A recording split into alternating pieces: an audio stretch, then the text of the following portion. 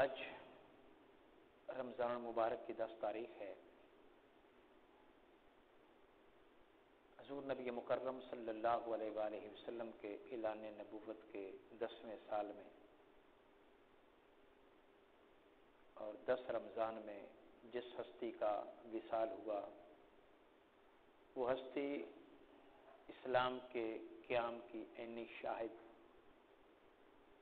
اولین حامی رسالت،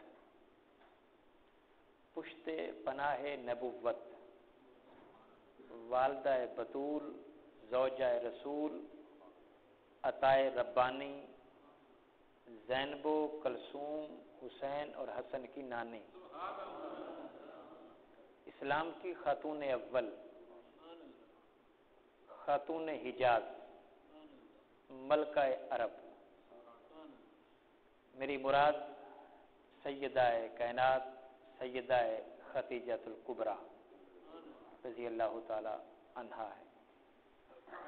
جی کون سیدہ خدیجہ؟ جن کے شوہر حبیب خدا، جو رفیقہ حیات مصطفیٰ، جو داماد شیر خدا، جو منبع پارسا، جو تقوی کی علامت، جو منبع جود و سخا، جو محسنہ اسلام، جن پر آسمان سے سلام نازل ہوتا ہو،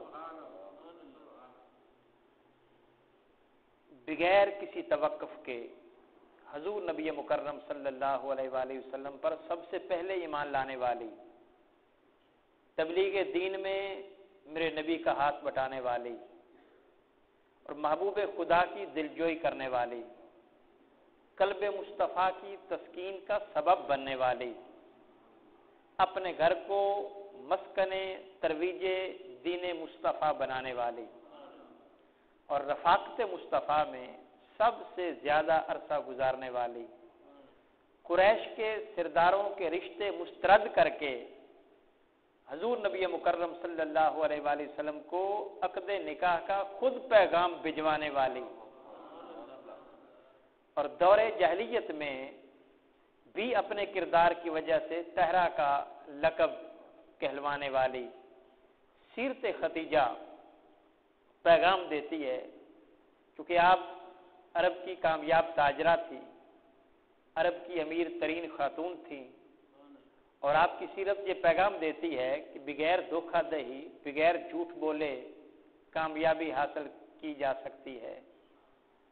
اور نکاح سے قبل عرب کی بہت بڑی کامیاب تاجرہ تھی، دولت کے انبار تھے، لیکن قربان جائیں آپ کے کردار پر اسلام لانے کے بعد آپ نے ساری دولت اسلام کے فروغ کے لیے قربان کر دی اور پھر تنگ دستی میں وقت گزارا، فاقوں میں وقت گزرا، معاشرتی بائیکاٹ آپ نے سہا، شیب ابی طالب میں برداشت کیا، تکلیفیں برداشت کی۔ یہی وجہ ہے کہ اللہ جل مجدہ نے فرمایا النبی اولا بالمؤمنین من انفسہم، لوگوں میرا نبی تمہاری جانوں سے بھی زیادہ تمہارے قریب ہے، وازواجہ امہاتہم، اور میرے نبی کی بیویاں تمہاری مائیں ہیں، ان کو مائیں کہا۔ اور پھر آقا علیہ الصلوۃ پھر اللہ جل مجدہ نے ایک اور مقام پر سورہ احزاب آیت نمبر 32 میں فرمایا یا نساء النبی لستن کاحد من النساء، اے نبی کی بیویوں اس کائنات میں تمہارے جیسا کوئی بھی نہیں ہے۔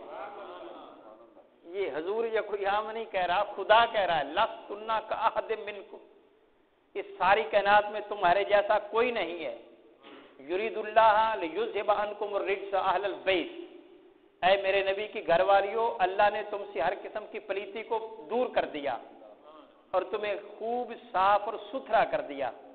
اور پھر یہ ایک اعزاز اور حاصل ہے نبی کی بیویوں کو کہ دنیا میں کوئی بھی ایسی عورت نہیں ہے جس کو بیوگی کی حالت میں یا طلاق ہو جانے کے بعد یا کنوارے پن میں دعوت نکاح نہ دی جا سکتی ہو، پیغام نکاح نہ دیا جا سکتا ہو، چاہے کوئی ولیہ ہو، چاہے کوئی کتب ہو، چاہے کوئی ابدال ہو، چاہے کوئی کلندر ہو، جو بھی ہے اس کو نکاح کا پیغام دیا جا سکتا ہے، اس کے ساتھ نکاح کیا جا سکتا ہے، لیکن سورہ احزاب آیت نمبر 53 میں اللہ فرماتا ہے ولا ان تنکحوا ازواجہ من بعدہ ابدا، اے میرے نبی تیرے بعد ان کا کسی سے نکاح ہو سکتا نہیں، کیونکہ وازواجہ امہاتہم، کہ وہ اپنی امت کی مائیں ہوتی ہیں، کسی کے ساتھ نکاح نہیں ہو سکتا۔ اور پھر حضرت عائشہ صدیقہ رضی اللہ تعالی عنہ حضور کی زوجہ محترمہ ہیں، لیکن آپ کو کمال جہاں پہ زوجہ رسول ہونے کی وجہ سے ملا، تو اس سے پہلے بھی آپ سیدنا صدیق اکبر رضی اللہ تعالی عنہ کی بیٹی ہیں، صدیق اکبر کی بیٹی کی وجہ سے بھی آپ کا نام ہے۔ حضرت حفصہ حضرت فاروق اعظم رضی اللہ تعالی عنہ کی بیٹی کی وجہ سے بھی معتبر ہیں، لیکن کمال یہ ہے کہ جب گلی گلی میں شراب کے پیالے چھلک رہے ہوں، جب عورتیں سریعام دعوت گناہ دے رہی ہوں، جب بے حیائی کے بازار سجے ہوں، پھر اس عالم میں کوئی تہرا کہلائے، یہ بڑا مشکل کام ہوتا ہے۔ اور جب لوگوں کے پاس دولت ہوتی ہے، پھر لوگ عزت حیا کا خیال نہیں کرتے۔ کسی نے کیا خوب کہا کہ ہم نے دیکھا ہے دولت کے حسین شانوں پر لوگ بڑے آرام سے غیرت کو سلا دیتے ہیں۔ ہم نے دیکھا ہے دولت کے حسین شانوں پر لوگ بڑے آرام سے غیرت کو سلا دیتے ہیں، اور ہم نے دیکھا ہے دولت کو مصر میں ستم ظریف پیغمبر خرید لیتی ہے۔ جب دولت ہو تو پھر بہت کچھ انسان کو کر گزرتا ہے، دولت انسان سے بہت کچھ کروا لیتی ہے، لیکن قربان جائیں ادھر سیدہ خدیجہ الکبریٰ، عرب کی سب سے زیادہ امیر، عرب کی سب سے بڑی تاجرہ، لیکن حیا اور کردار کا یہ عالم کہ آپ اس دور میں بھی تہرا بھی تھیں، متحرہ بھی تھیں، اور پارسا کا لقب بھی آپ کو نصیب تھا۔ اور پھر آپ نے خواب دیکھا، اور وہ خواب آپ نے اپنے چچا زاد بھائی حضرت نوفل سے بیان کیا، ورقہ بن نوفل سے بیان کیا۔ وہ خواب کیا تھا؟ خواب تھا کہ سورج میرے گھر کے صحن میں آ رہا ہے، سورج میرے گھر کے صحن میں۔ ورقہ بن نوفل نے تعبیر بتائی کہ تیرے گھر میں حسن کا آفتاب جو نبوت کا تاجدار ہے وہ تشریف لائے گا، حسن کا آفتاب ہے اور نبوت کا تاجدار ہے، وہ تیرے گھر میں ہوگا اور تو اس کے گھر میں ہوگی۔ پھر یہی وجہ ہے کہ تجارت کے لیے آپ نے حضور نبی مکرم صلی اللہ علیہ وآلہ وسلم کو پیغام بھیجا، وہ بھی ایک پلان کے تحت تھا۔ آپ کے کردار سے آگاہی حاصل کرنا چاہتی تھیں، آپ کے رویے سے، آپ کی دیانت و امانت اور صداقت سے آگاہی حاصل کرنا چاہتی تھیں، تو آپ نے پیغام بھیجا کہ یہ میرا سامان ہے، آپ تجارت کے لیے جا سکتے ہیں، اور ساتھ آپ نے اپنے ایک غلام کو میسرہ کو ساتھ بھیجا کہ آپ ذرا آپ کے کردار پر، آپ کی امانت و دیانت و صداقت پر نظر رکھیے گا۔ تو پھر اس نے بڑے غور سے حضور کے کردار کا جائزہ لیا، اور پھر وہ سارا کچھ نوٹ کرتا رہا۔ پھر اس نے آ کر سیدہ خدیجہ الکبریٰ کو بتایا کہ آپ سے بڑھ کر میں نے آج تک کسی کو صادق نہیں دیکھا، آپ سے بڑھ کر میں نے آج تک کسی کو امین نہیں دیکھا، آپ سے بڑھ کر میں نے کسی کو آج تک دیانت دار نہیں دیکھا۔ یہ ابھی آپ نے اعلان نبوت نہیں کیا تھا، یہ تب کی باتیں ہیں، یہ تو اس وقت آپ کی عمر 25 سال تھی جب آپ کا نکاح ہوا، تو یہ اس دور کی باتیں ہیں، آپ کڑیل جوان تھے آپ اس وقت، تو اس دور کی باتیں۔ جوانی میں جوان کیا کرتے ہیں یہ ہمارے سامنے ہے، لیکن اس جوانی میں کردار میں سب سے آگے ہونا، دیانت میں سب سے آگے ہونا، امانت میں سب سے آگے ہونا، یہ میرے نبی مکرم صلی اللہ علیہ وآلہ وسلم کا خاصہ ہے۔ پھر جب یہ پیغام آپ تک پہنچے، آپ کی پارسائی، آپ کا تقوی، آپ کا کردار، آپ کی امانت و صداقت کنفرم ہوئی، تو پھر آپ نے اپنی سہیلی حضرت نفیسہ کے ذریعے حضور کو نکاح کا پیغام بھیجا۔ حضرت نفیسہ نے پھر یہ پیغام آپ نے پھر آگے اپنے چچا ابو طالب سے بات کی، پھر انہوں نے ورقہ بن نوفل سے بات کی، پھر یوں نکاح ہوا۔ اور جب نکاح ہوا تو اس نکاح میں حضرت ابو طالب خطبہ نکاح دے رہے ہیں، حضرت ابو بکر اور حمزہ حضور کے گواہ بنے ہیں، اور ورقہ بن نوفل نے آپ کا نکاح پڑھایا۔ تو پھر آپ نے ساری دولت جو تھی وہ حضور نبی مکرم صلی اللہ علیہ وآلہ وسلم پر، آپ کے دین پر، آپ کے دین کی فروغ کے لیے قربان کی۔ غار ہرا میں آج بھی جو دوست جاتے ہیں وہ کہتے ہیں کہ آج بھی وہاں پہنچنا بڑا مشکل ہے۔ کیوں سر؟ آج بھی بڑا مشکل ہے. اور اب تو وہ ایک بار جس راستے سے آدمی گزرے وہ راستہ بن جاتا ہے کسی حد تک. اب تو 1400 سال ہو گئے لوگوں کو گزرتے ہوئے اور راستے میں آسانیاں کسی حد تک پیدا ہو گئیں. تب تو ایسا نہیں تھا, تب تو جھاڑیاں ہوں گی, پتھر ہو گئے, راستہ نہیں بنا ہوگا, پگڈنڈیاں ایسی نہیں ہوں گی جیسے آج کل ہے. اس دور میں غار ہرا میں حضور نبی مکرم صلی اللہ علیہ وآلہ وسلم کا پتہ کرنے جاتی, آپ کو کھانا پہنچایا کرتی تھی, حضور کو کھانا پہنچایا کرتی تھی. جبکہ آقا کوئی کام بھی نہیں کرنے جاتے تھے, کوئی تجارت نہیں ہوتی تھی, کوئی کمانے نہیں جاتے تھے. ہمارے ہاں تو بغیر کمائے کوئی جائے تو پھر عورتیں پیچھے سے کھانا پہنچاتی ہیں نہیں. تو حضور تو عبادت کے لیے جا رہے ہیں. آقا علیہ الصلوۃ والسلام پھر بغیر بتائے کہ کتنا وقت میں نے گزارنا ہے نہیں گزارنا, آقا اپنی مرضی سے تشریف لاتے تھے تو آپ پیچھے کھانا پہنچاتی تھیں.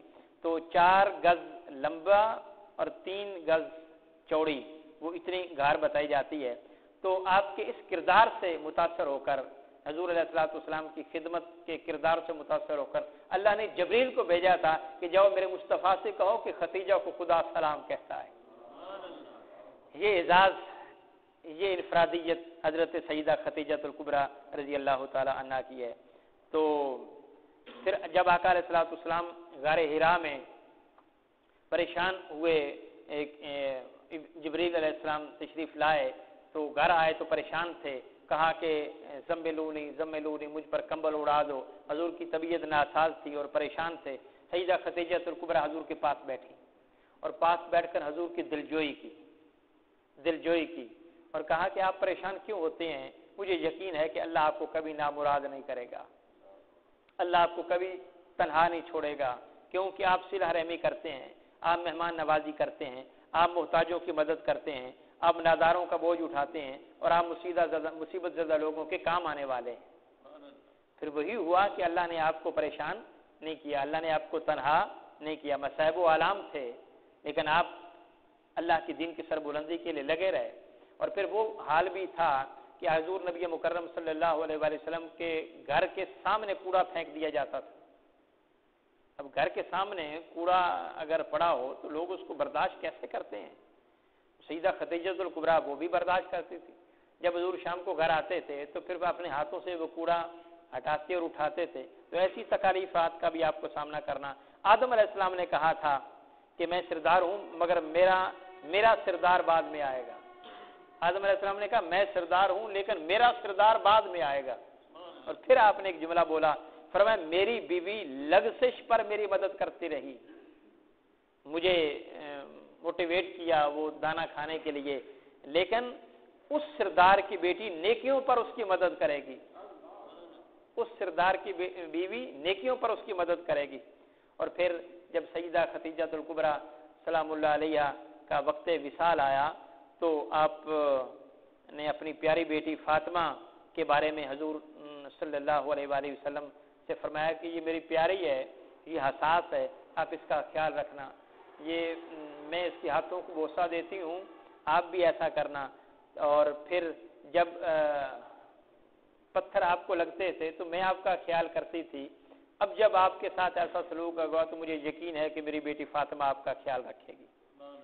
اور پھر آپ نے ایک ریکویسٹ کی کہ مجھے یقین ہے کہ اگر آپ اپنی چادر مبارک میرے کفن کے لیے دے دیں تو اللہ میری بخشش فرما دے گا. یہ حضرت ختیجہ الکبریٰ حضور سے اپنی چادر مانگ رہی ہیں. اور میں نے سنا کہ وہ آپ نے خود نہیں مانگی تھی, دقت محسوس ہوئی کہ میں کیسے مانگوں. آپ نے اپنی بیٹی سے کہا تھا سیدہ فاطمہ سے کہ آپ میری طرف سے گزارش کریں کہ مجھے چادر حضور عطا فرما دیں.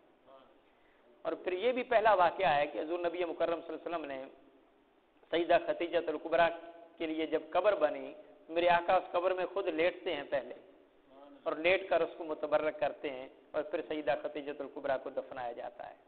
اور یہ وجہ حضور ان کی رحلت کے بعد, وصال کے بعد آقا علیہ الصلوۃ والسلام کو اتنا حزن ہوا کہ آپ نے پورے سال کو عام الحزن قرار دے دیا.